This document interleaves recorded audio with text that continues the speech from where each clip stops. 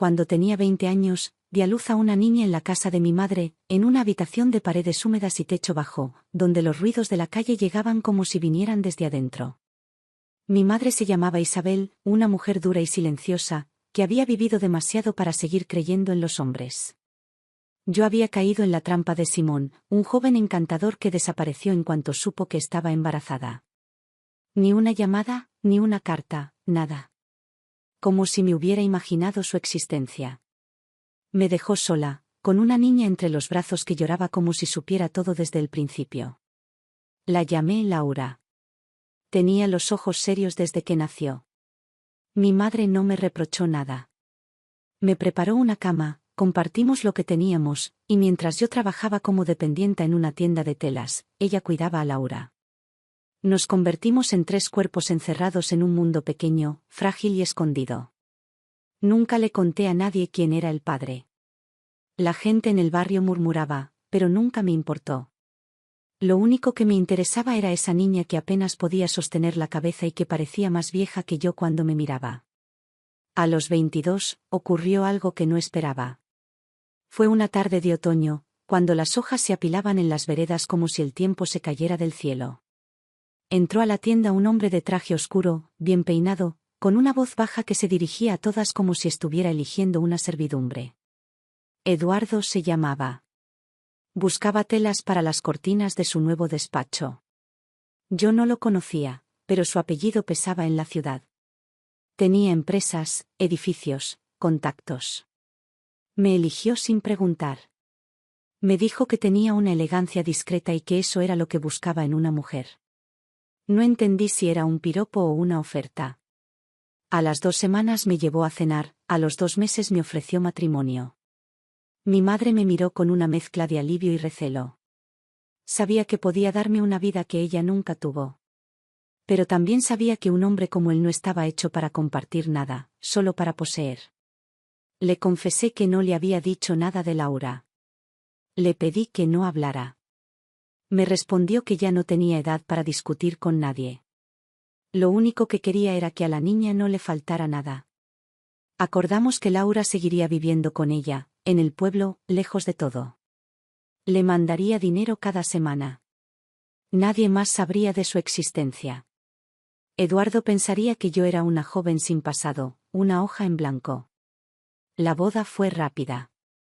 No hubo ceremonia, solo papeles firmados y una cena elegante en un salón que olía a mármol pulido y vino caro. Me mudé a su casa, una mansión en las afueras con más habitaciones de las que yo había visto en mi vida. Las criadas me trataban con distancia. Su madre me ignoraba. Eduardo me presentó como una joya exótica, algo que había encontrado y pulido a su gusto. Yo callaba, sonreía y respiraba solo cuando estaba sola. Al principio pensé que el silencio era una forma de amor. Que tal vez los hombres así simplemente no sabían demostrar afecto. Pero pronto me di cuenta de que el silencio era otra forma de poder.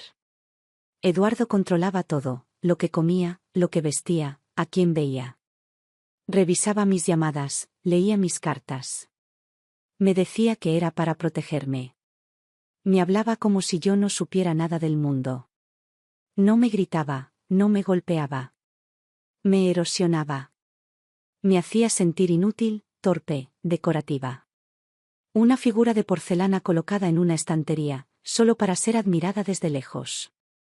Aún así, cada mañana me levantaba temprano, preparaba mi cuerpo como si fuera una batalla, y cumplía con todo. Enviaba cartas ocultas a mi madre, mandaba dinero dentro de libros, hacía llamadas desde cabinas lejanas. Preguntaba por Laura, por sus piernas, por su salud. La niña no caminaba bien, se caía mucho. Los médicos hablaban de una serie de operaciones costosas y tratamientos largos. Isabel hacía todo lo posible, pero yo sabía que sola no podría. Tenía que ser yo. Tenía que sostener esa vida como fuera. Pasó el primer año. Luego el segundo. Laura crecía lejos, sin saber quién era yo para ella. Le decían que estaba trabajando en otra ciudad, que algún día iría a buscarla. Yo guardaba sus fotos en una caja oculta detrás de la ropa de invierno. Las miraba en la madrugada, cuando Eduardo dormía. Veía cómo le cambiaba la cara, cómo su cuerpo se enderezaba poco a poco. Era como ver florecer algo que uno plantó en secreto. No podía tocarlo, pero sabía que existía. Eduardo empezó a viajar más. Conocí los nombres de sus amantes por las miradas de las empleadas. Una joyera, una actriz, una mujer casada. No me hablaba de ellas. Solo desaparecía por días. Yo aprovechaba para escapar unas horas, ir al pueblo, ver a Laura desde lejos. Nunca me acercaba. Solo la miraba jugar, caminar con torpeza, reírse con mi madre. Era suficiente para seguir. A veces pensaba en irme. Pero no podía. Él tenía todo. El poder, el dinero, los contactos. Si hablaba, nadie me creería. Si huía, no podría darle a Laura lo que necesitaba. Decidí quedarme. No por él. Por ella. Era mi hija. Mi deuda con la vida. Cada insulto, cada noche vacía, cada palabra amarga la convertí en un ladrillo más del futuro que estaba construyendo. Así pasaron 5 años. Luego 10. Mi rostro ya no era el mismo. Mi risa había cambiado. Pero Laura seguía creciendo, operándose, aprendiendo. Y yo seguía aquí, en esta casa enorme, viviendo una mentira perfecta. Nadie sospechaba. Nadie preguntaba. Y yo tampoco decía nada. Aprendí que el silencio podía ser un refugio.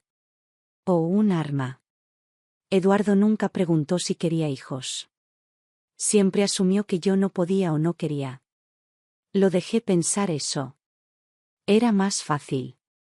Tenía otras mujeres para eso. Yo solo era una estatua, bien vestida y siempre dispuesta a sentir. Así pasaron los años. Muchos. Demasiados. Hasta que un día, Laura cruzó el mar. Pero eso aún no había pasado. En esta primera parte de la historia, todo era silencio. El primer maltrato no vino con gritos ni con empujones. Llegó como una corrección suave durante una cena. Yo había cortado mal el pan. Eduardo me miró fijo, sonrió frente a sus socios, y luego dijo, como si me hiciera un favor, que debía aprender a comportarme si quería estar a su altura. Fue entonces cuando entendí que todo lo que creía haber dejado atrás, la vergüenza, el juicio, la pobreza, iba a seguir persiguiéndome bajo otra forma. Después vinieron los comentarios sobre mi ropa. No era el estilo adecuado. Luego mi forma de hablar. Mi acento le parecía vulgar. Me propuso tomar clases de dicción, de historia del arte, de protocolo. Todo era para que yo no lo avergonzara. Él lo llamaba mejorarme. Pero lo que hacía, en realidad, era borrarme. Me convertía en un objeto que podía mostrar, que podía moldear, que no debía recordar de dónde venía ni a quién había amado antes. No podía contestar. No debía reaccionar. Lo entendí rápido. Cada vez que intentaba defenderme, me lo devolvía con frialdad, con desprecio. Nunca levantó la voz, pero su mirada podía dejarme helada por días. Me llamaba ignorante, ingrata, torpe. No con rabia. Con calma. Como quien explica algo obvio a alguien incapaz de entender. En la casa nadie decía nada. Las empleadas bajaban la cabeza. Su madre, que vivía en un ala apartada, solo me miraba como si supiera que mi presencia era temporal, como si estuviera contando los días para que yo también desapareciera como tantas otras. Yo me mantenía firme. Cada humillación la guardaba como un recuerdo útil. No me dejaba romper. Tenía un motivo más fuerte que el dolor, Laura. Mi madre me escribía cartas breves, sin adornos. Me decía que Laura empezaba a caminar con esfuerzo. Que se caía seguido. Que no entendía por qué su madre no estaba con ella. Yo le enviaba dinero oculto en sobres, a través de una amiga que trabajaba en el correo. Era peligroso, pero no tenía otra forma.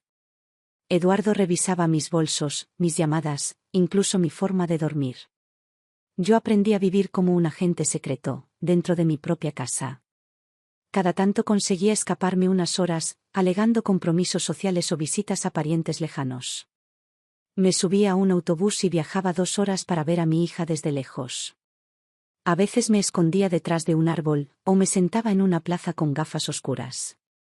La veía jugar con torpeza, caerse y levantarse, siempre con esa cara seria, esa mirada que parecía saberlo todo.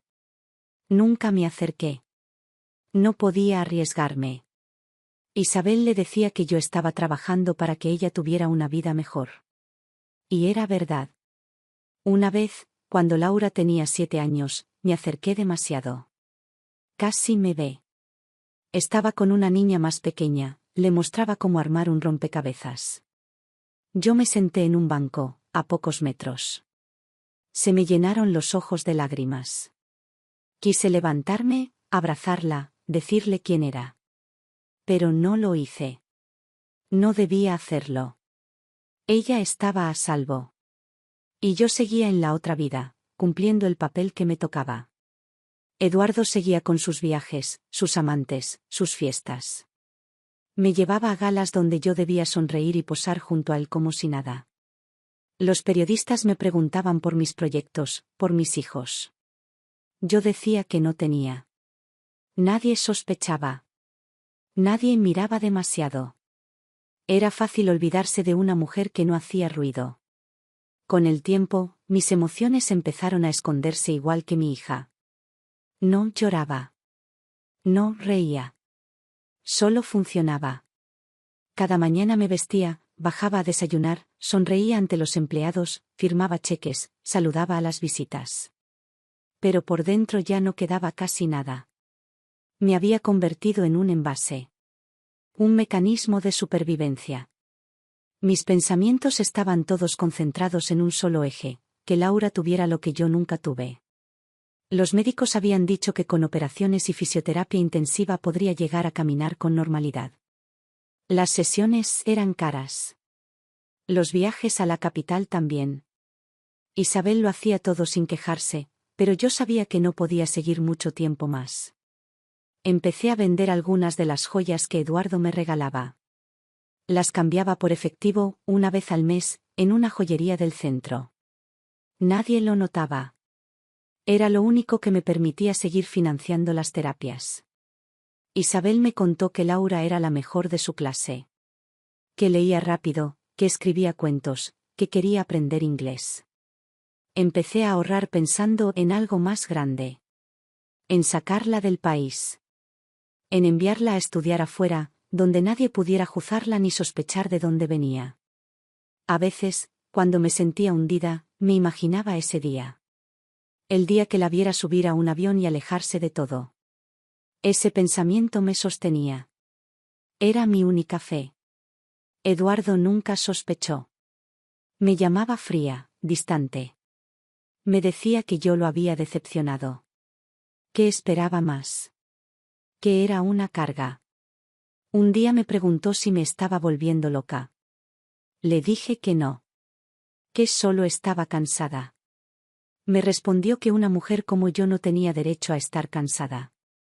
Que él me había dado todo. Todo, según él, era esta jaula. Pasaron los años. Yo envejecía en silencio. Laura crecía en secreto. Cada una a su manera. Cada una en su cárcel. Pero algo empezaba a cambiar. Lo noté en mí primero. Ya no me temblaban las manos. Ya no lloraba en el baño. Ya no soñaba con desaparecer. Empecé a pensar en futuro. Y en cómo destruir todo lo que me había destruido. Aún no sabía cómo. Pero sabía que vendría. No pronto. No fácil. Pero vendría. Durante el día, yo era la esposa de Eduardo, la mujer bien vestida que organizaba cenas, posaba para las revistas sociales y cuidaba de que todo en la casa brillara como él esperaba. Sonreía lo justo. Hablaba poco. Me movía como una sombra bien peinada. Nunca opinaba si no me lo pedían. Había aprendido a escuchar sin estar, a mirar sin reaccionar. Era la figura correcta para su mundo, y por eso me mantenía. Pero por las noches, o en cualquier rato libre en que podía escapar de su vigilancia, yo volvía a ser otra. Me iba a la casa del pueblo, en las afueras. Una casa pequeña, de madera vieja y ventanas que se atascaban con la humedad. Allí vivía mi madre, Isabel, y con ella Laura. Esa era mi casa real. Allí estaba la verdad.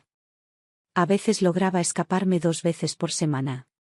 Otras, pasaban meses. Siempre encontraba una excusa. Me llevaba ropa vieja, me cambiaba en el camino. Me quitaba el perfume caro, las joyas, la máscara.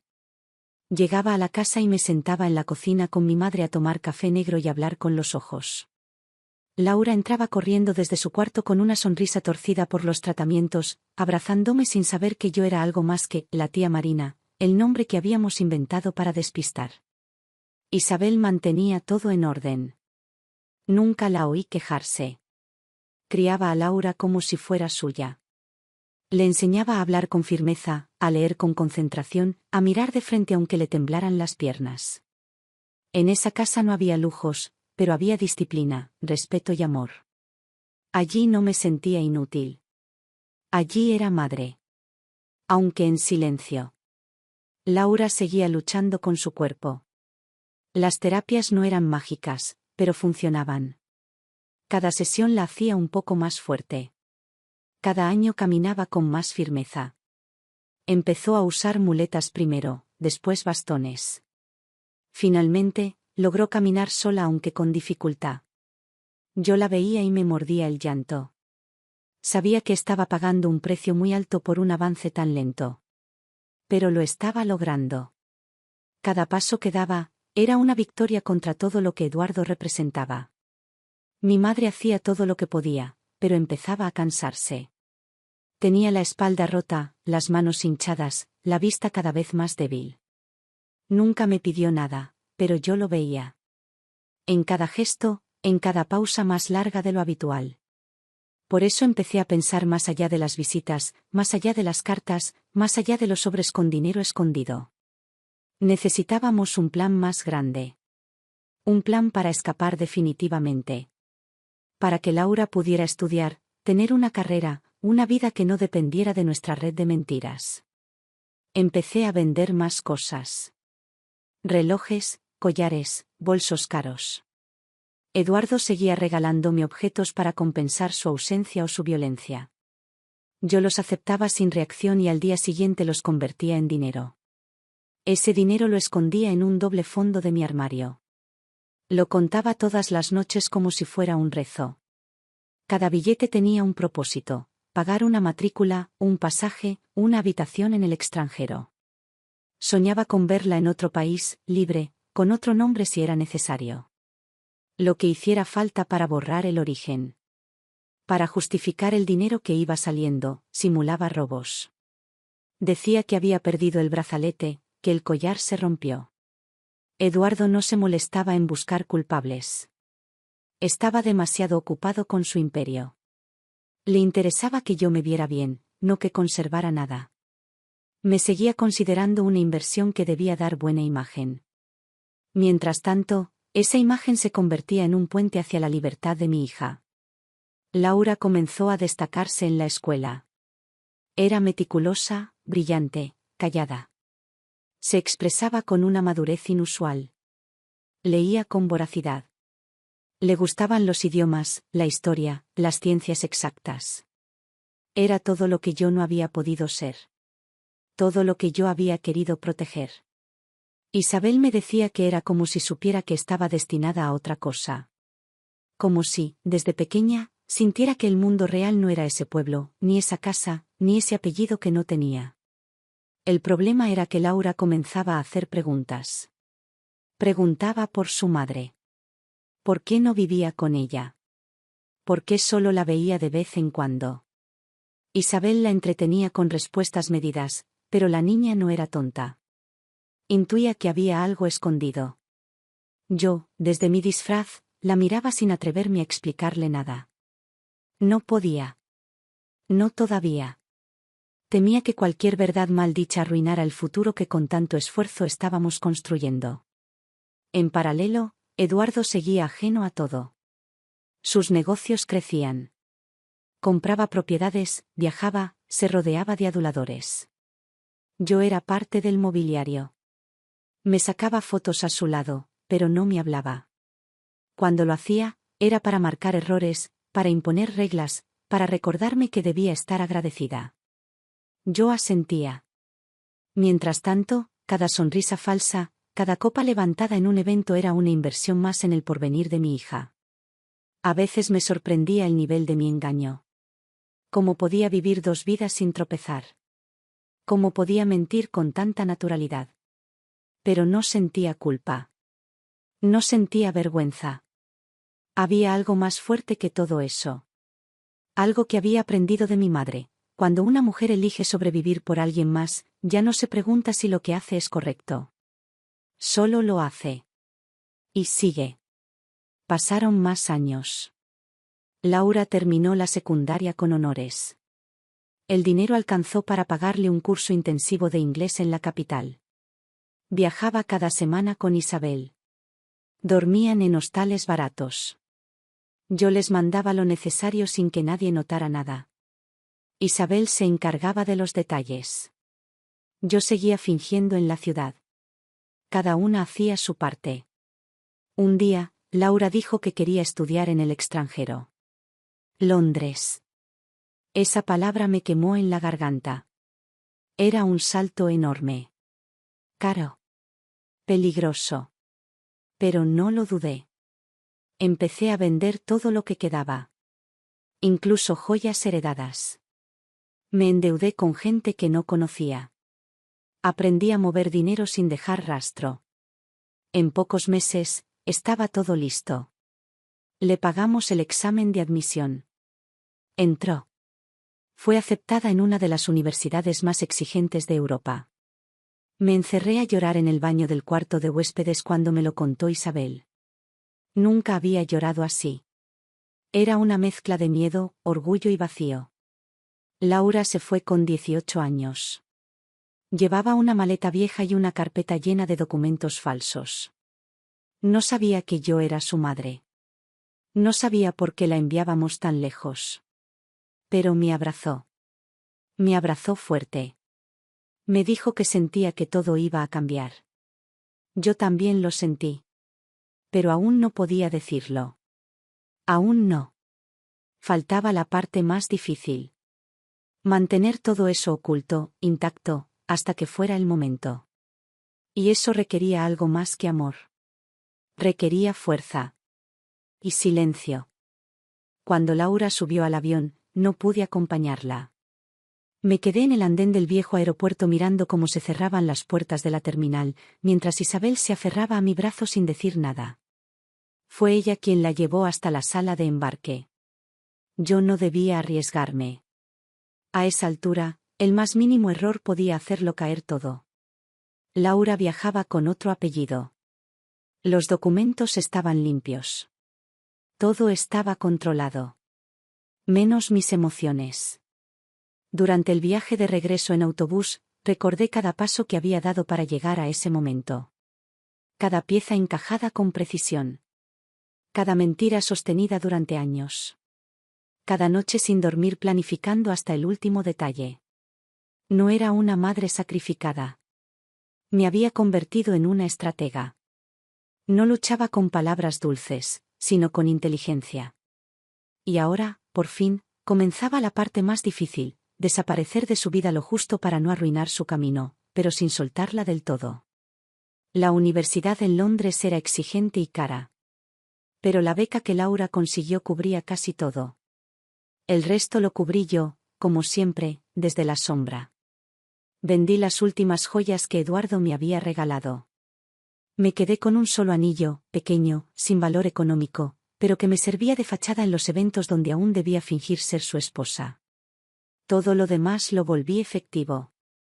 Abrí una cuenta en un banco internacional con el nombre de una prima muerta, y desde ahí empecé a enviar dinero. Eduardo no sospechaba. Él ya vivía casi en otra realidad. Cada vez más obsesionado con el control, con el poder, con su legado.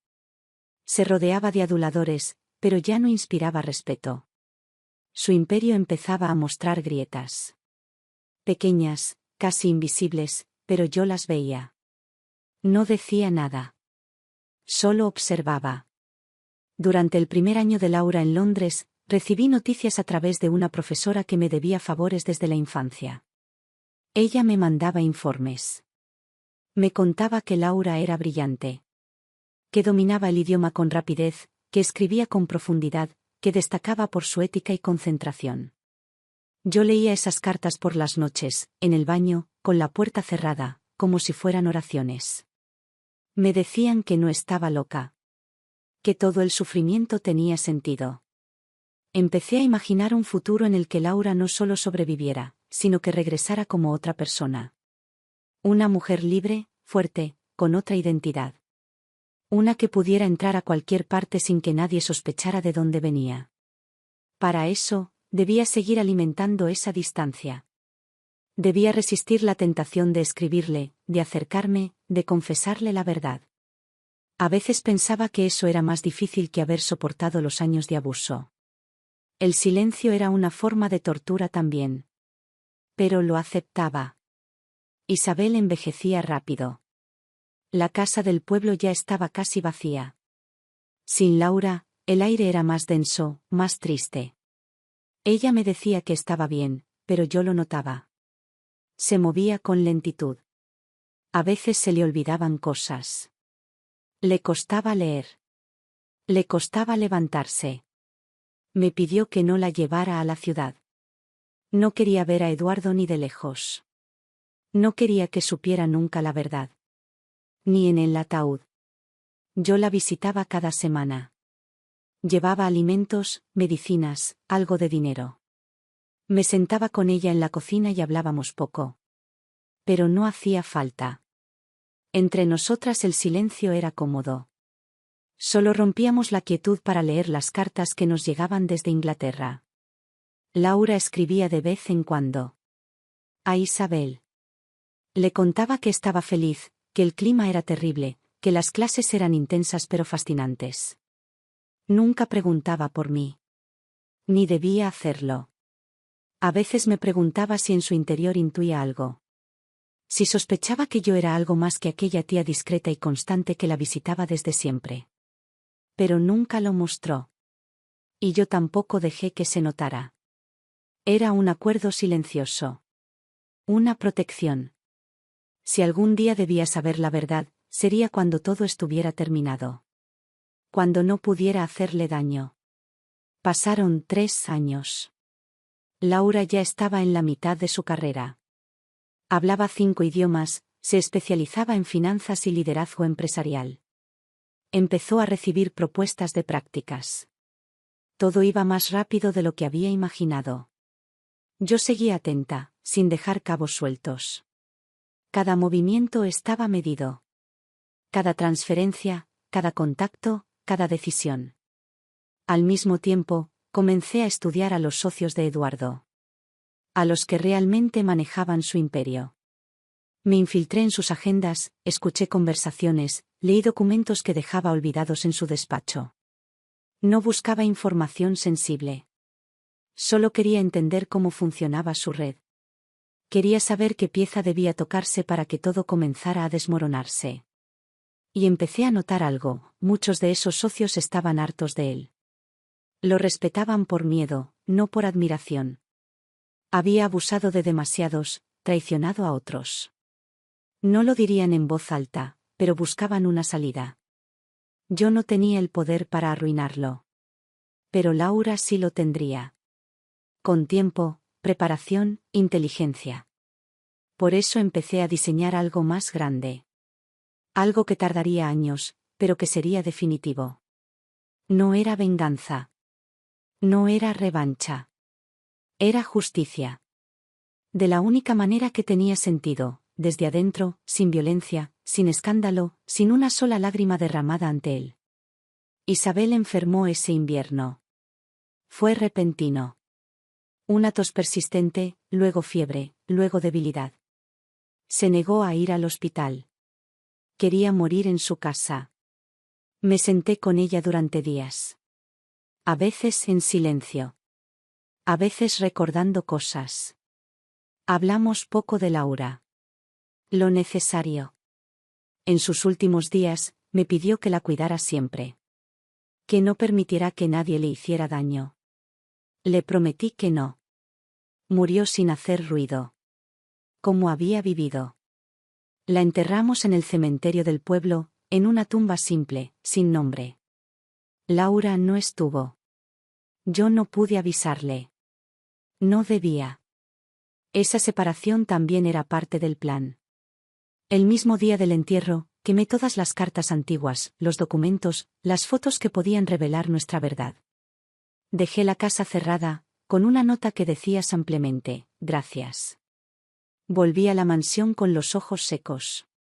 Eduardo no notó nada. Preguntó por qué había estado ausente y le dije que tuve un compromiso familiar. No volvió a mencionarlo. En su mundo, las emociones eran una debilidad. Yo lo sabía. Y lo usaba.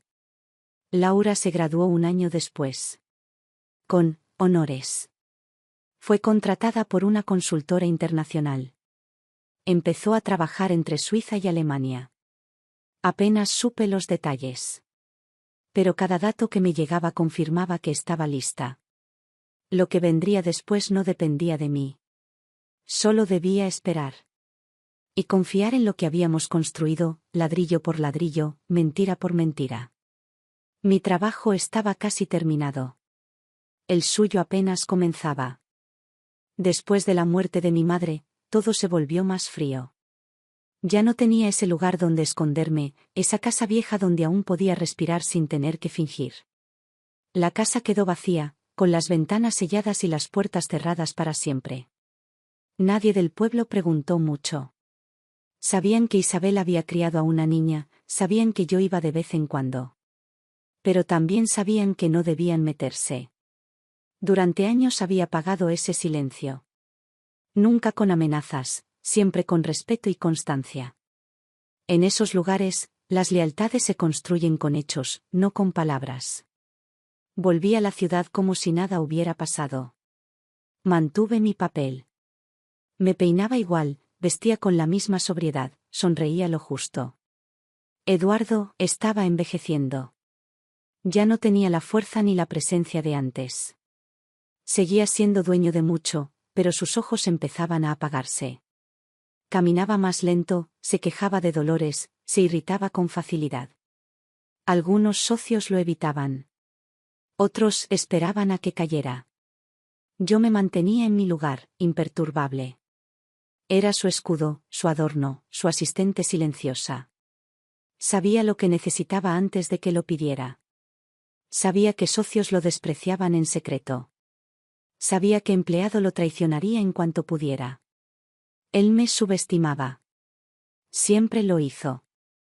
Me llamaba piedra confiable, como si fuera algo muerto pero útil. No sabía que esa piedra escondía el origen de su ruina. Laura me escribía cada vez menos. Lo entendía. Estaba ocupada. Tenía su vida.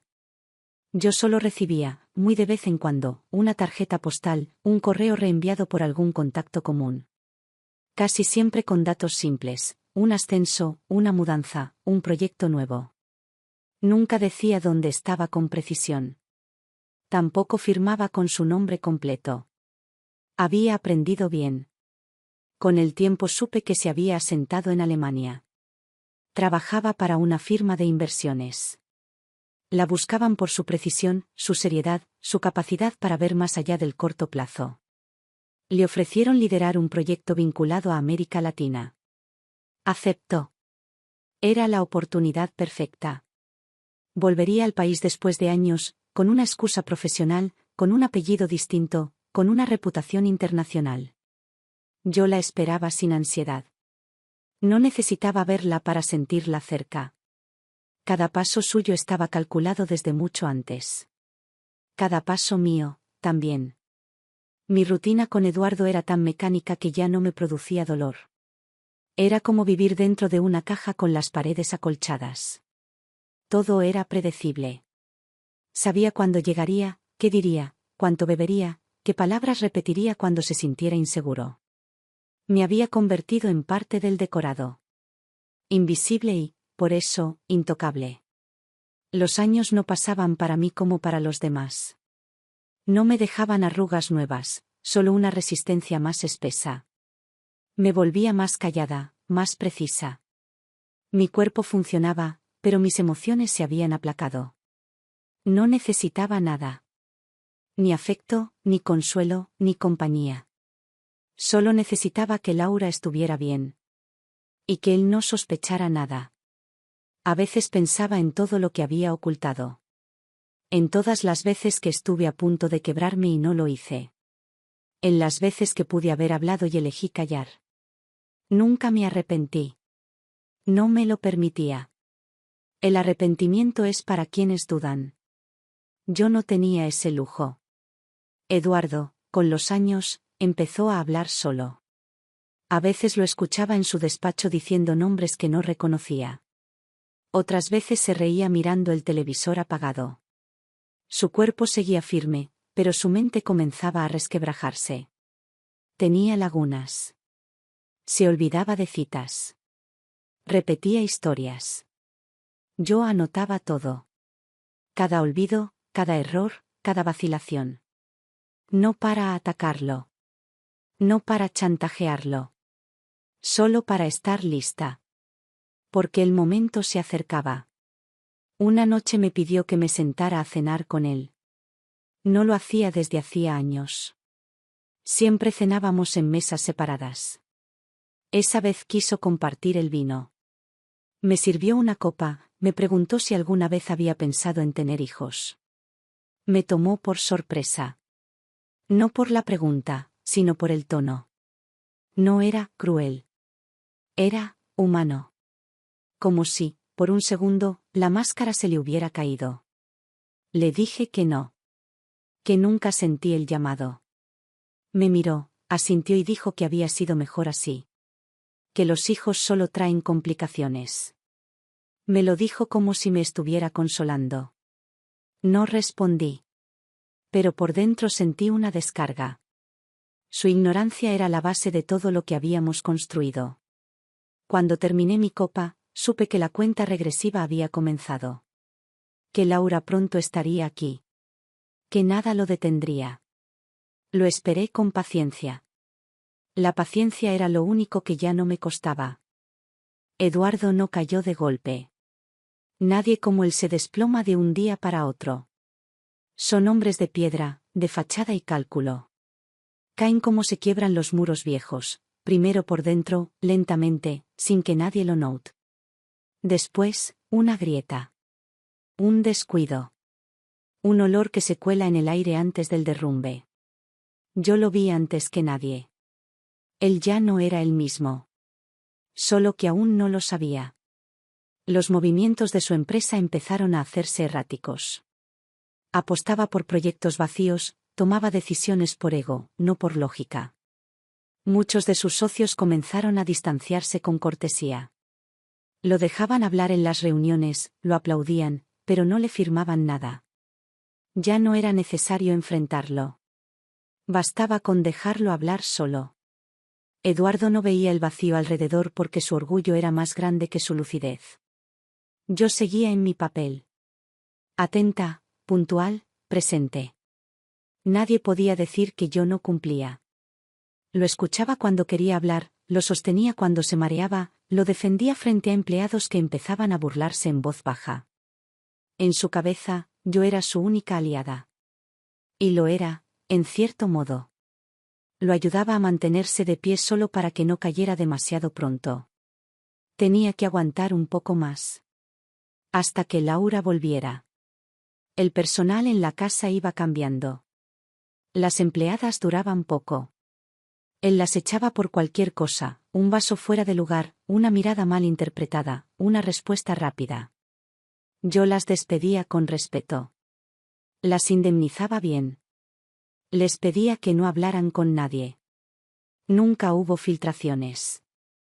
Nunca hubo un rumor que pudiera adelantarse a los hechos. Mi control era absoluto. Si algo aprendí en esos años fue a controlar el entorno como un ajedrez. Nadie debía tocar una pieza sin que yo lo supiera. Por fuera, la imagen de Eduardo seguía intacta. Salía en revistas, daba entrevistas, patrocinaba eventos culturales. Pero por dentro todo se estaba pudriendo. La caja fuerte ya no era intocable. Las inversiones no se renovaban. Su fortuna empezaba a sangrar. Lentamente, pero con constancia.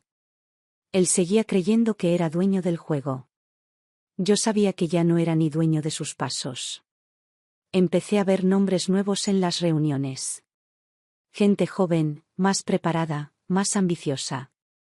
Ellos no le tenían miedo. Solo le tenían respeto por costumbre.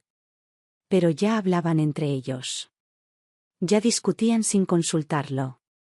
Yo escuchaba. Yo anotaba. Ellos no sabían quién era yo. Para ellos solo era la mujer del jefe, una figura sin poder. Y así me convenía. Me volví invisible otra vez, esta vez en los pasillos donde se cocinaban las decisiones. Era el lugar más seguro para una traición bien medida. Había un socio en particular que se mostraba especialmente interesado en tomar el control. Un hombre de unos 40, con voz grave y sonrisa educada. Se llamaba Padilla. Había crecido dentro del sistema de Eduardo y ahora aspiraba a ser más que una sombra. Yo lo estudié en silencio. No era confiable. Era ambicioso y listo, pero le faltaba paciencia. Podía ser útil. O podía ser una amenaza. Aún no lo decidía. Empecé a dejar pequeñas señales, sin levantar sospechas. Una frase dicha en el momento justo. Una recomendación solapada. Una observación que parecía casual. Plantaba ideas que germinaban semanas después. Me volví jardinera de caos en un terreno que había sido cementado durante décadas. Nadie me veía moverme. Pero me movía. Y cada paso estaba justificado. Al mismo tiempo, seguía recibiendo noticias de Laura. Ahora eran menos frecuentes, pero más directas. Había sido contactada por una filial europea que trabajaba con empresas latinoamericanas. No era una coincidencia. Era parte del plan. Laura no sabía todo, pero sabía lo suficiente. Tenía un mapa trazado, una ruta de entrada. Yo la había dejado lista. Ella la estaba siguiendo con precisión.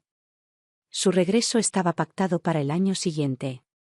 Sería contratada como asesora externa, con un nombre diferente, con una trayectoria blindada. Entraría como lo que era, una mujer exitosa, independiente, inatacable. No habría forma de rechazarla. Eduardo ni siquiera sería quien la eligiera. Todo lo harían sus socios.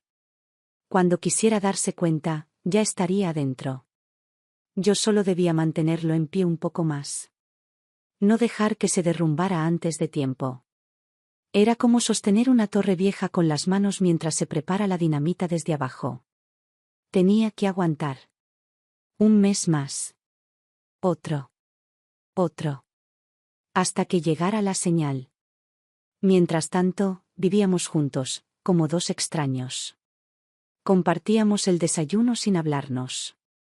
Le alcanzaba sus medicamentos con la misma frialdad con la que él me daba las llaves del coche. Dormíamos en cuartos separados desde hacía más de una década. No preguntaba por mí. No me ofrecía nada. Yo tampoco lo necesitaba. Solo esperaba. En esa espera aprendí algo más: la venganza es una emoción que cansa. Lo que yo sentía no era eso. No quería verlo sufrir. Solo quería que desapareciera. Que se extinguiera. Que todo lo que construyó con crueldad se borrara con el tiempo. Y que Laura pudiera caminar por las mismas calles sin que su sombra la alcanzara nunca. Y eso estaba cerca. Lo sentía en los gestos. En los correos que desaparecían. En las miradas de desconfianza. En los números que ya no cerraban. Eduardo vivía todavía como si el mundo le debiera respeto, pero la realidad ya no se lo debía a nadie. Lo que había empezado a oxidarse, ahora crujía. Y el sonido era hermoso. Cuando recibí la llamada del hospital del pueblo, no dije nada. Colgué, me senté en la cocina y apreté la taza de café con ambas manos sin llevarla a la boca. Me habían confirmado lo que ya intuía: Isabel no resistió el invierno. Murió sola, en su cama, a las 3 de la mañana. El médico dijo que fue rápido, que no sufrió. Yo no lloré. Me quedé quieta durante una hora, como si esperara que la noticia se deshiciera en el aire. No tenía mucho tiempo. Debía moverme rápido. Sabía que Laura debía enterarse. Que no podía ocultarle eso. Me fui al pueblo al día siguiente. Fingí un viaje a una galería de arte, algo que a Eduardo ya ni le interesaba. El chofer me dejó en la estación. De ahí tomé un autobús como los de antes. Viejo, lento, con ventanas empañadas. Llegué al pueblo en silencio, sola, cubierta con un abrigo que ya no usaba desde hacía años. La casa estaba cerrada. Me costó abrir la puerta. El olor a humedad me golpeó antes de entrar. Cada objeto seguía en su lugar. La cocina intacta. Las fotos borradas por el sol. La cama tendida. Todo parecía detenido, como si aún viviera ahí. Pero no. Solo quedaba aire, memoria, restos de rutina. El entierro fue simple. Una cruz de madera sin nombre. Lo decidí así. Nadie debía buscar rastros. Nadie debía conectar líneas que no debían tocarse. No había misa, no había familia, no había flores. Solo una pala, un ataúd barato, un agujero en la tierra. Me quedé hasta el final. Cuando la última palada cayó, sentí algo romperse en el pecho. No era tristeza. Era liberación. Isabel había cumplido su parte. Había cuidado a Laura como si fuera suya. Había soportado todo sin una queja. Había muerto sin delatarme. Merecía descanso. Al regresar, me senté en un banco de piedra frente al cementerio y escribí una carta. Era para Laura. No decía nada que pudiera comprometerla. Solo unas líneas. Que Isabel había muerto. Que todo estaba bien. Que debía seguir. Le pedí que no volviera todavía. Que confiara. La envié por correo con una dirección intermedia, una amiga que aún tenía en Londres. Sabía que le llegaría. Una semana después, Laura me respondió. Era la primera vez que escribía directamente en mucho tiempo. Me dijo que lo sentía, que sabía cuánto había significado su abuela para ella. No preguntó nada más. Pero al final de la carta dejó una frase corta. Estoy lista. Esa frase lo cambió todo. Sabía lo que significaba. No hacía falta más. El tiempo había llegado. Las piezas estaban donde debían. Ella volvería. Los meses siguientes fueron de pura tensión disfrazada. Eduardo no sospechaba nada, pero ya vivía paranoico por naturaleza. Se encerraba en su despacho por horas, leía documentos sin sentido, reimprimía contratos viejos, hablaba con la pantalla del televisor apagado. A veces me llamaba con urgencia solo para preguntar si un cuadro había sido movido o si la taza estaba colocada al revés. Su mente empezaba a fallar. Nadie lo decía en voz alta, pero todos lo sabían. Sus socios estaban nerviosos. La empresa necesitaba oxígeno, ideas nuevas. Alguien propuso contratar una asesora externa. Una especialista en gestión internacional, con perfil joven pero con trayectoria fuerte en Europa. Una que entendiera los movimientos modernos del mercado. Que hablara idiomas. Que tuviera una mirada fresca. Eduardo al principio se resistió. Pero luego aceptó. Más por agotamiento que por convicción. No sabía que con esa firma estaba autorizando su propia extinción. Laura llegó 3 semanas después. Aterrizó en la capital con documentos nuevos, nombre nuevo, empresa de respaldo y un currículum que nadie podía cuestionar. No usó su verdadero apellido. Había borrado todo rastro de sus orígenes. Apareció como si hubiera nacido del aire. Y entró a la empresa sin que nadie se lo cuestionara. Una joven seria, vestida con precisión, sin joyas, sin adornos, sin miedo. Yo no fui a recibirla. Ni debía. Tampoco hablé con ella los primeros días. Me limité a escuchar. A observar cómo el rumor de su presencia crecía en los pasillos. Todos hablaban de la nueva. Decían que era brillante, meticulosa, directa. Que no perdía el tiempo en reuniones, que sabía leer balances como si fueran cartas personales. Eduardo la vio por primera vez en una presentación de resultados. Ella no parpadeó. Le habló con respeto, pero con firmeza. Él la escuchó con atención, sin saber que estaba frente a su hija. Ese día lo observé con especial atención. Por un instante pareció más pequeño, más cansado. No sabía qué era lo que esa joven despertaba en él. Pero algo se movía. No podía nombrarlo, pero lo sentía. Y eso bastaba. Laura empezó a instalarse con naturalidad. No forzaba nada. No llamaba la atención. Solo hacía su trabajo. Con precisión quirúrgica. En un mes, ya conocía mejor las entrañas de la empresa que muchos de los gerentes. En 3 meses, comenzó a proponer cambios. Sutiles, pero efectivos. Cerró cuentas innecesarias. Propuso auditar gastos antiguos. Reestructuró departamentos. Eduardo se sentía incómodo, pero también dependía de ella. Los sabía. Todos lo sabían. Nadie lo decía. Pero estaba claro. Una noche, después de una cena oficial, me crucé con Laura en el vestíbulo del edificio corporativo. Fue apenas un segundo. Nos miramos. No dijimos nada. Pero en esa mirada estaba todo. El pasado, el presente y lo que vendría. Esa fue la última confirmación. La obra estaba en marcha. Y nadie, ni siquiera él, podía detenerla. Laura se movía por la empresa con la misma precisión con la que había aprendido a caminar de niña. No daba pasos en falso. No hablaba de más. No buscaba agradar. Hacía lo que debía hacer, con una eficiencia que generaba una mezcla de respeto y temor. Nadie sabía de dónde venía exactamente. Había versiones. Algunos decían que era alemana. Otros, que tenía sangre española. Unos pocos, que venía de un fondo árabe. Todo era confusión. Y ella jamás lo aclaraba. Yo la observaba de lejos. No iba a la oficina, pero tenía contactos.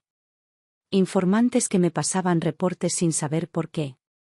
Secretarias, asistentes, personal de limpieza. Todos creían que hablaban con una mujer curiosa o entrometida. No sabían que estaban alimentando la venganza más delicada y meticulosa que esa empresa vería jamás. Laura no usaba su belleza como escudo ni como ventaja. Se vestía de manera sobria, neutral, elegante, pero sin llamar la atención. Su rostro no tenía expresión cuando caminaba por los pasillos. Pero cuando hablaba, todos callaban. Tenía una forma de ordenar las palabras que cortaba el aire. Era clara, certera, sin rodeos. Decía lo que otros no se atrevían. Y siempre con documentos. Nadie podía rebatirla. En menos de un año, se volvió indispensable. Sabía que operaciones eran ruinosas. Identificó contratos dormidos que costaban millones. Cerró negocios absurdos, limpió balances, despidió a los que robaban desde dentro. Cada decisión suya salvaba dinero. Pero no era eso lo que importaba. Lo que importaba era que, con cada decisión, se acercaba más al corazón de la empresa. A la silla central. Al lugar donde Eduardo había reinado solo durante décadas. Él no lo veía. No podía. Su mente ya no era la misma. Tenía momentos de lucidez, pero se perdía en cifras que ya no entendía. Consultaba a Laura con frecuencia, pero lo hacía con cautela. Ella lo trataba con respeto profesional. Jamás mostraba nada personal. Él le decía, señorita Leclerc, con esa voz seca que había usado conmigo tantos años. No sospechaba. Jamás habría imaginado que esa mujer con acento extranjero era la hija que su esposa había escondido toda la vida. Laura tampoco mostraba nada. No bajaba la guardia. No se le escapaba una sola mirada fuera de lugar. No lo tocaba. No se acercaba más de lo necesario. Sabía que él era débil, pero no quería derribarlo con violencia. Quería que se cayera solo. Que se derrumbara desde dentro, sin necesidad de gritarle quién era. Que cuando todo estuviera perdido, entonces, recién entonces, él entendiera lo que había pasado. Yo la veía y reconocía esa frialdad. Esa estrategia. Era mía. Era nuestra. Habíamos construido juntas esa forma de estar en el mundo sin pedir perdón. Yo desde la cocina. Ella desde la cima. Con el tiempo, comenzó a formar un grupo de trabajo propio. Gente joven, despierta, técnica. Los antiguos empleados de confianza de Eduardo comenzaron a quedar fuera de juego. Nadie los despedía. Pero ya no eran consultados. No se les pedía opinión. Se volvieron piezas decorativas. Eduardo no lo entendía. Solo sentía que perdía poder. Y eso lo volvía más agresivo, más errático. Intentó enfrentar a Laura en una reunión de directorio. Le cuestionó un movimiento financiero. Ella lo escuchó en silencio. Cuando terminó, desplegó 5 carpetas sobre la mesa, una por cada año anterior, con errores graves que nadie había corregido. Le habló despacio, con datos, sin arrogancia. Eduardo no supo qué responder. Nadie lo ayudó. Todos se quedaron mirando sus manos, que temblaban ligeramente. Esa noche llegó a casa más tarde de lo habitual. No dijo nada. Se encerró en su despacho. Escuché cómo abría cajones, cómo tiraba cosas al suelo. Luego, silencio. Cuando salí al jardín a fumar un cigarrillo, lo vi por la ventana. Sentado, solo, con las luces apagadas. Como si no supiera en qué año estaba. Laura no paraba. Su ritmo era inhumano. Trabajaba 10, 12 horas al día. No se tomaba descansos. No se relacionaba con nadie fuera del trabajo. Era una sombra afilada que recorría la empresa dejando orden y miedo. Algunos la admiraban. Otros la odiaban en silencio. Pero todos sabían que ella mandaba. Aunque Eduardo aún figurara como presidente, nadie lo escuchaba ya. En una ocasión, me crucé con ella en una galería comercial. Fue casual. ¿O no?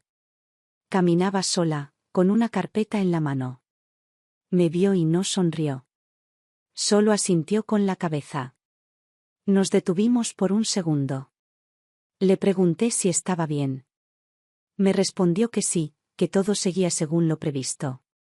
Su tono era neutro, casi cortante. Me dolió. Pero entendí. No podíamos mostrarnos vulnerables. No, ahora. Cada tanto, me llegaban rumores de empleados despedidos que buscaban venganza. De socios desplazados que intentaban bloquear sus decisiones. Pero ninguno lo lograba. Laura había aprendido a blindarse. Cada movimiento suyo estaba respaldado por hechos, por cifras, por contratos firmados. No dejaba huecos. No se podía atacar lo que no tenía fallas. Eduardo empezó a aislarse. Ya no asistía a eventos. No comía con nadie. Pasaba horas en su despacho sin salir. A veces lo encontraba dormido en la biblioteca, con la cabeza apoyada en los libros. Hablaba en sueños. Llamaba a gente que ya no trabajaba con él. Una noche lo escuché decir mi nombre, bajito, como si pidiera ayuda. No, entré. Apagué la luz y lo dejé solo. Lo peor aún no había llegado. Pero ya estaba cerca. Y Laura seguía avanzando. Sin prisa. Sin pausa. Como un fantasma que había aprendido a caminar entre los vivos. Nadie gritó. No hubo portazos, ni juicios, ni amenazas. No hubo titulares escandalosos. La caída fue seca, limpia, absoluta. Como una casa antigua que colapsa por dentro mientras por fuera todavía mantiene las cortinas limpias. Nadie lo vio venir. Pero yo sí. Y ella, más que nadie. Laura lo hizo con la misma paciencia con la que había aprendido a mover las piernas. Con esa concentración que heredó de Isabel. Con esa dureza que había nacido de los años en los que vivió creyendo que su madre era una figura lejana, sin historia. Ella desmanteló pieza por pieza todo lo que Eduardo había construido para sentirse invencible. La estrategia fue simple, cortar la raíz desde la base. Empezó por los contratos con proveedores inflados, luego con las filiales ficticias que generaban pérdidas que nadie auditaba. Después tocó las inversiones riesgosas, los fondos camuflados, las cuentas abiertas en paraísos fiscales. Todo lo hizo dentro del marco legal. Nadie podía detenerla. Lo que para otros eran irregularidades aceptadas, para ella eran brechas por donde debía entrar la ruina. En menos de un año, la empresa dejó de ser rentable. Se convirtió en un cascarón gigante, con oficinas lujosas y balances rojos. Algunos socios intentaron hacer frente. Otros se fueron en silencio. Algunos incluso se acercaron a Laura con propuestas nuevas. Ella los escuchaba con la misma expresión neutra con la que me miraba en la galería comercial. No hacía promesas. Solo asentía. Y después, cerraba la puerta. Eduardo no lo entendía. Veía las cifras pero no las reconocía. Desconfiaba de todos. Gritaba por teléfono. Llamaba a antiguos aliados que ya no respondían. Me pedía explicaciones como si yo aún pudiera arreglar algo. Yo lo escuchaba en silencio, como tantas veces antes. Solo que ahora, el silencio era distinto. No era miedo. Era justicia. Una noche entró a mi habitación sin golpear. Hacía años que no lo hacía. Me encontró sentada frente al espejo, quitándome el maquillaje. Me preguntó si yo sabía lo que estaba pasando. Le respondí que todo el mundo lo sabía. Se quedó quieto. Después dijo que sentía que lo estaban traicionando. Que había una mano oculta detrás de todo. Me miró y preguntó si era yo. Le dije que no. Que si yo quisiera destruirlo, lo habría hecho mucho antes. Me creyó. Porque siempre creyó que yo era débil. Y eso fue mi mejor arma. Los bancos empezaron a cerrar líneas de crédito. Los socios comenzaron a vender acciones. Algunos medios financieros empezaron a publicar informes sobre la inestabilidad del grupo. Laura nunca apareció en ninguna de esas notas. Siempre trabajó desde la sombra. Siempre se mantuvo fuera del foco. Ella no quería gloria. Quería vacío. Un día lo despidieron de su propia presidencia. Lo hicieron con tacto. Lo jubilaron anticipadamente. Una transición de liderazgo. Un título bonito para un abandono. Él firmó los papeles sin entender del todo. Pensó que sería temporal. Que pronto lo llamarían de nuevo. Pero la silla fue ocupada por otro. Y luego por otro más. Hasta que su nombre fue borrado de la página oficial. Como si nunca hubiera estado ahí. Yo no lo consolé. No era necesario.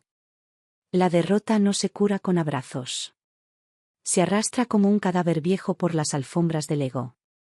Laura renunció días después. Dejó una carta impresa en papel blanco, sin firma manuscrita. Agradecía la oportunidad, decía que su ciclo había terminado. Nadie lo entendió. Algunos pensaron que se iba a otra empresa. Otros que se iba del país. Nadie supo la verdad. Nadie imaginó que esa mujer había entrado solo para derrumbar la estructura desde adentro. Que había sido sembrada como una semilla de destrucción exacta. Eduardo no dijo nada cuando se enteró. Estaba sentado en su sillón de siempre, mirando el jardín seco. Me preguntó si la había visto. Le dije que no. Me preguntó si sabía por qué se había ido. Le dije que quizás tenía otras ambiciones. No insistió. En su cabeza, los hilos aún no estaban conectados. No tenía la capacidad para unir lo obvio. Y yo no iba a ayudarlo. Pasaron las semanas. Él empezó a enfermar.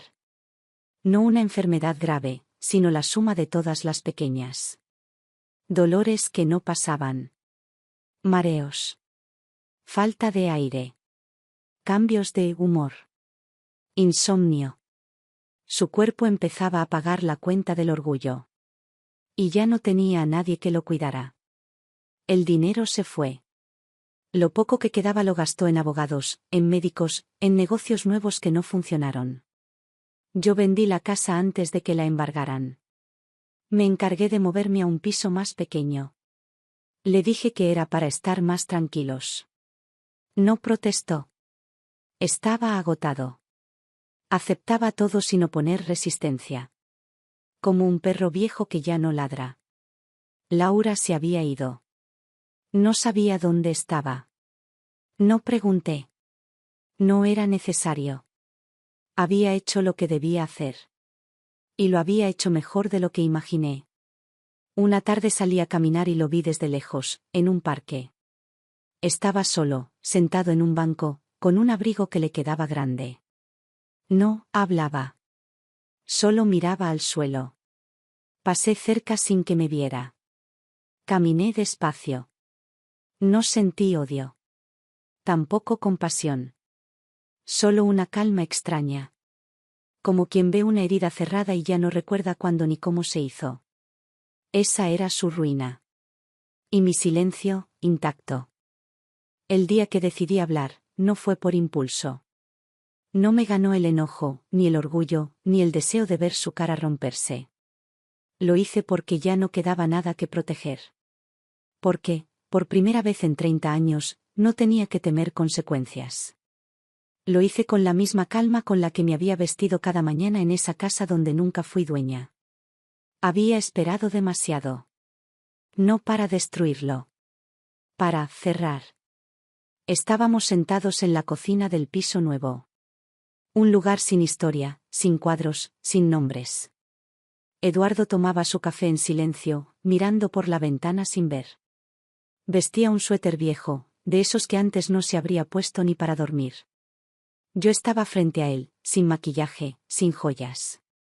Una mujer sin pasado visible. Justo como él me había querido siempre. Pero ya no le servía. No lo miré mientras hablaba. No era necesario. Solo hablé.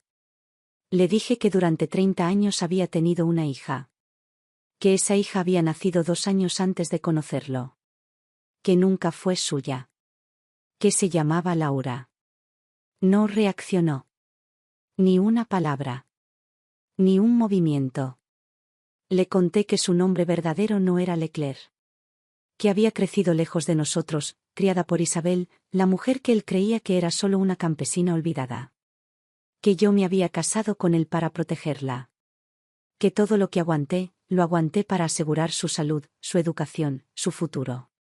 Le expliqué que la joven que destruyó su empresa, la que lo rebasó sin violencia, era esa misma niña. Que lo había hecho sola, sin ayuda mía, pero con todo mi respaldo desde el primer día. Le dije que nunca busqué venganza. Que lo único que quise fue salvar algo. Que sobrevivía él no como una esposa, sino como una madre.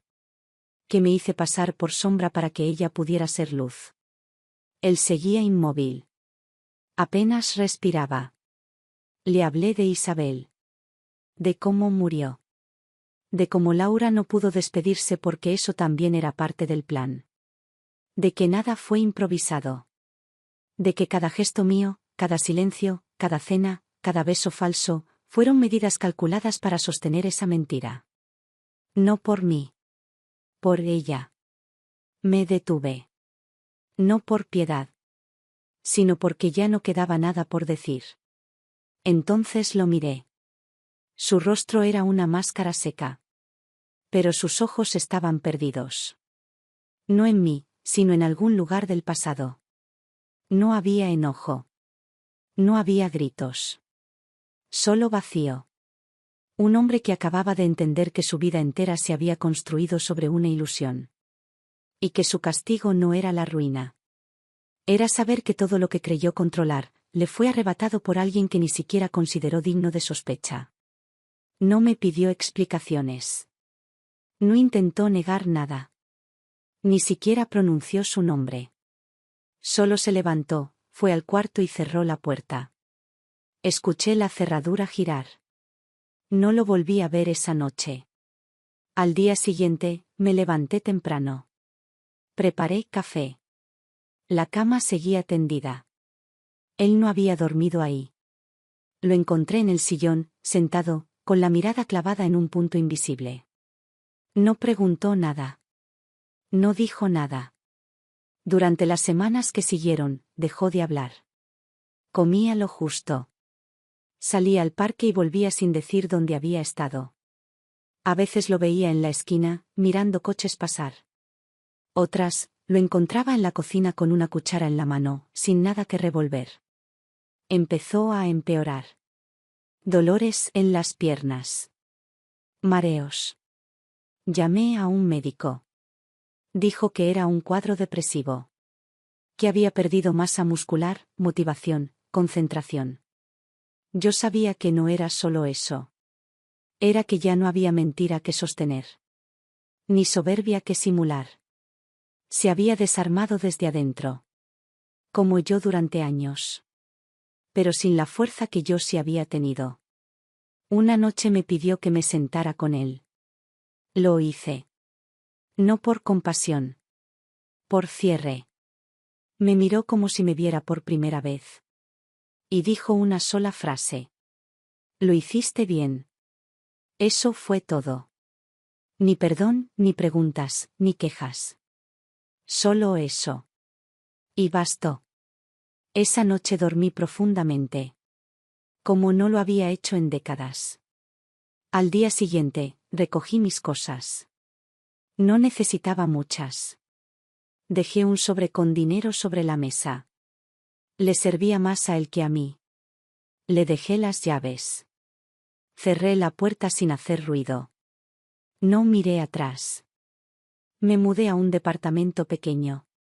Una planta baja con patio interno, paredes blancas y muebles sencillos. No necesitaba más. Después de tanto tiempo viviendo rodeada de mármol, cortinas pesadas y vajilla de lujo que nadie usaba, algo en mí quería el silencio de lo modesto. Quería un espacio donde cada objeto tuviera sentido. Donde no existiera el peso de lo artificial. Donde no me recordaran nada. Los primeros días fueron raros. No tenía rutinas. Nadie me esperaba. Nadie me daba órdenes. No tenía que fingir nada ante nadie. Al principio me costó. Me despertaba temprano, me arreglaba como si aún viviera en aquella casa llena de obligaciones vacías. Pero con el paso de los días, fui soltando los gestos automáticos. Dejé de maquillarme. Dejé de planchar la ropa con obsesión. Aprendí a hacer café como a mí me gustaba, no como a otros les gustaba tomarlo. Recibí una carta de Laura a las pocas semanas. Breve, firme, como es ella. Me contaba que estaba bien. Que había comenzado un proyecto propio. No decía dónde. No hacía falta. Yo sabía que estaba en algún lugar donde nadie la conocía por lo que fue, sino por lo que es. Me decía que pensaba en mí. Que algún día me invitaría a conocer su casa. Que tenía un jardín. Que no era grande, pero que tenía sol. Le respondí sin apuro. Le dije que todo estaba bien. Que ya no tenía miedo. Que podía dormir con la ventana abierta. Que el silencio ahora no me dolía. Le dije que Isabel estaría orgullosa. Le conté cómo había dejado la casa, cómo cerré la puerta sin mirar atrás. Le dije que lo había hecho sin culpa. Nunca me pidió detalles. Nunca me preguntó si le guardaba rencor por no haber sabido antes la verdad. No era necesario. Entre nosotras ya no hay cuentas pendientes. Ella sabe que yo hice lo que debía. Y yo sé que ella me entendió incluso antes de que se lo dijera.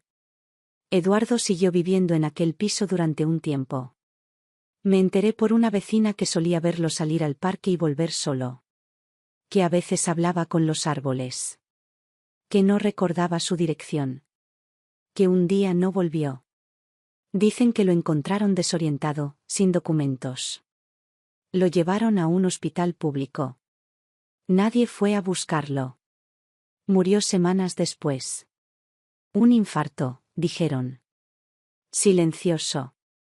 Rápido. No fui al entierro.